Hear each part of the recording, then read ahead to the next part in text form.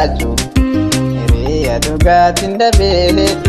namarraa hees fagaadhee jiraachuu garaa dadhabee yoo beektaanii ilmi namaa maliini madaalama gingilcha kamiitu dabaasa hamaa fi gaarii namaa gingilcha kamiitu dabaasa hamaa fi gaarii namaa.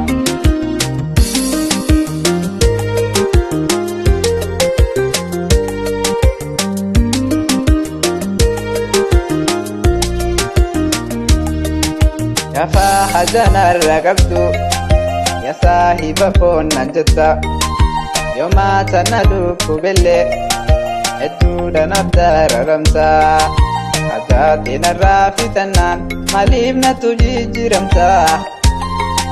galaata na galchuu qabdu ammeenya maaliif na jetta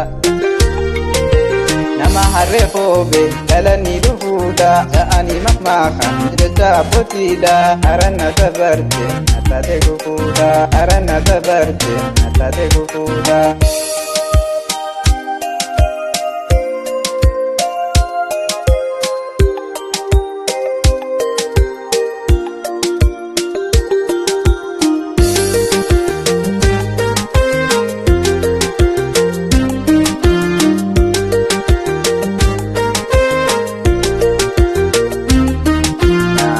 Wajjiin jiraachuu hiriyaa dhugaatiin dhabee namarraa hees fagaadhee jiraachuu garaa dadhabee yoo beektaanii ilmi namaa maliini madaalama gingilcha kamiitu dabaasa hamaa fi gaarii namaa gingilcha kamiitu dabaasa hamaa fi gaarii namaa.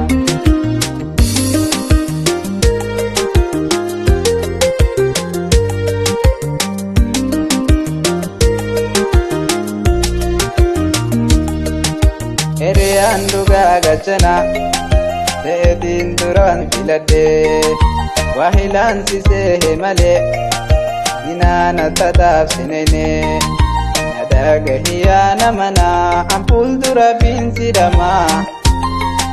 namuu hojii fiitiin bonaa har'aafumattiin sidhamaa nama harree foobee galanii dhufuudha ja'anii makmaakan jecha abbootiidha haranna dabarte natate gufuudha haranna dabarte natate gufuudha.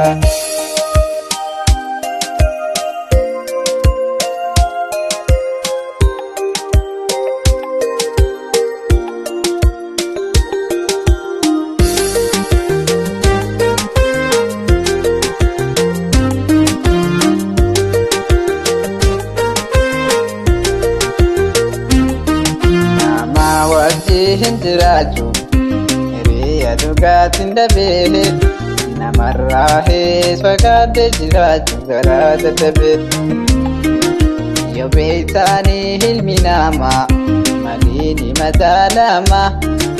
gingilcha kamiitu dabaasa hamaa fi gaarii namaa gingilcha kamiitu dabaasa hamaa fi gaarii namaa.